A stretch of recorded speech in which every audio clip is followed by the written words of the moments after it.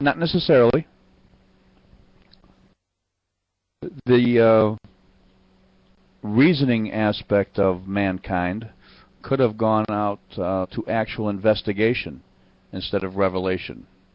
Instead of trying to perpetrate some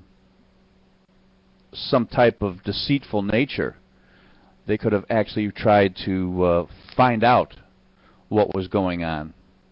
Instead of saying that, you know, Mook has the power of fire, so Mook is the, you know, shaman of the tribe, or he's the leader of the tribe because Mook knows fire. Okay? That Mook knows that lightning is going to happen, you know, when it rains. Nobody else does, but Mook does. So they give Mook the power. So if people would actually try to investigate what was going on, then Mook wouldn't have had any power. It would have been much more of a democracy, and people would have had to have voted on who ruled for the betterment of the tribe or the social group.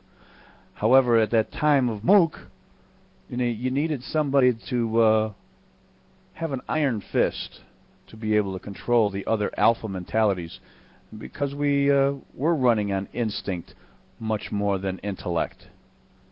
So it's a phase that mankind has grown out of, and it's proven by every atheist that walks that mankind has grown out of that instinctual need for revelation versus investigation.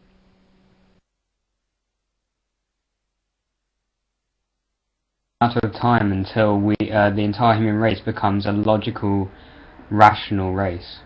It's going to be good.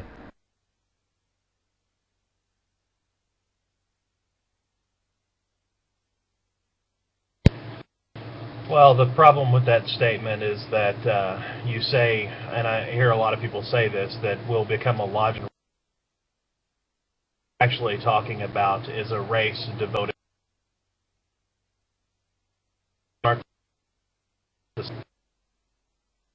Fortunately, we'll all be dead.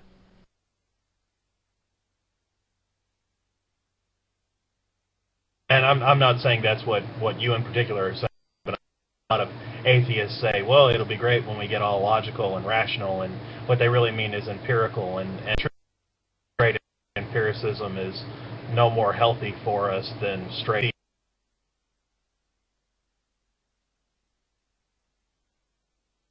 That's why everything in moderation. If you can get some moderate believers in something, and then others that believe in other things, and you keep everything within moderation, then we've got a chance of being able to weather the storm. We are going to need an occasional crackpot scientist, though, just to do that out-of-bounds research that's going to make such a discovery that it just may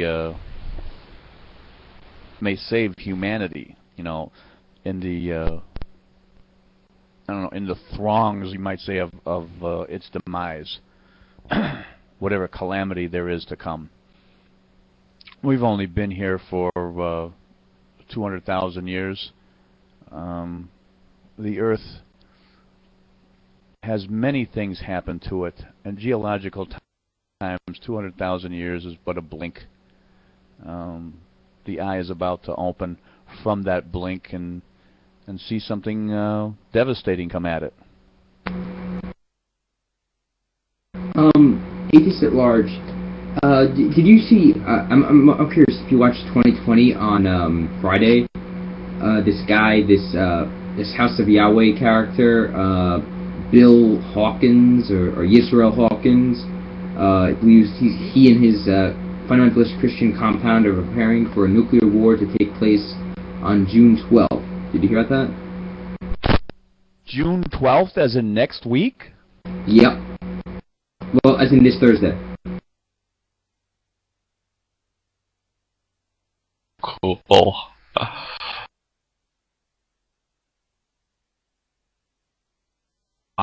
going to have a nuclear holocaust on Thursday. Didn't somebody just predict that? Which one of those religious nuts was predicting that? Was that Pat Robertson? And he totally fell on his face? I'm not positive, but the guy Jews for Satan was talking about, I saw the same thing, and he's been wrong, I think, 4 times now on when the apocalypse or nuclear holocaust is supposed to happen. So, yeah. Yeah, I bet that if these religious people were to make prophecy every day about the next day, they would be wrong 99.9999% of the time. They might be wrong one time. No, correct one time. I hope not, but they might in the end. It's like that asshat that keeps on predicting that there's going to be some kind of problem in Asia.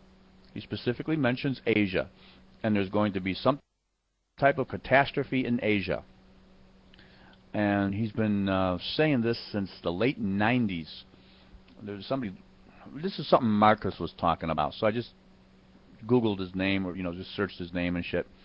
And he's been predicting the same kind of stuff, but his rhetoric is Asia's going to have something happen to it. The high winds or devastation, yada yada yada. So people are trying to attribute him with prophecy with that. Hurricane in Burma, and then the earthquake in China. Okay, I can say that there's going to be, devastation in China, or excuse me, in Asia, and be right 100% of the time. Asia, after all, covers what? 1/3 of the fucking planet? India, Indonesia, the Middle East, that's all Asia. China, that's all Asia.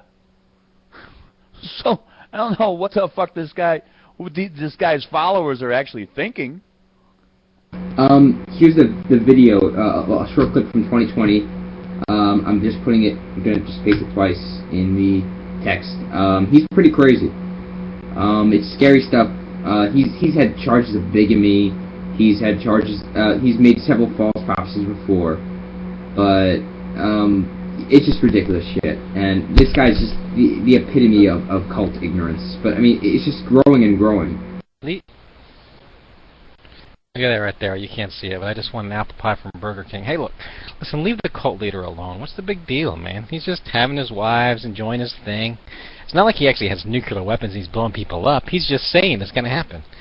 What's the harm of that? I mean, the guy, no one takes him seriously except for those followers anyway. Followers keep on growing and growing and growing, and more people become uneducated, and it just becomes rampant. It's a cancer.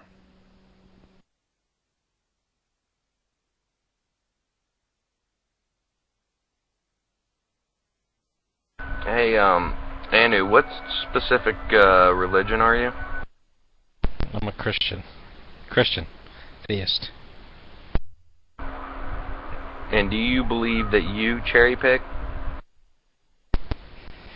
Well, I mean, I believe I interpret the Bible in my own way. If that's what you mean by cherry picking, then I guess I have to plead guilty to that charge. And you see nothing wrong with that? Well, how else am I supposed to interpret the Bible? Am I supposed to ask you for your opinion and just believe what you say? I have to interpret it my own way.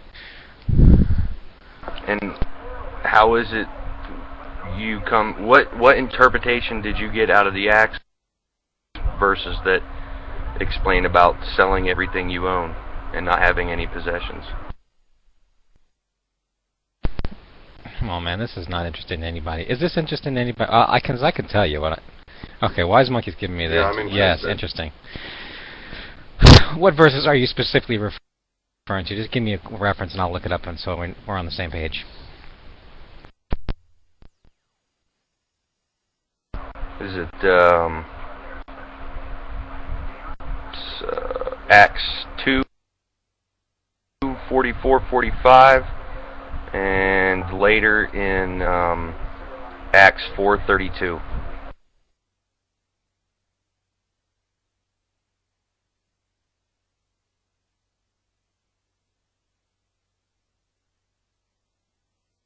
Okay, I'm reading from thebiblegateway.com, Acts chapter 2, verse 45.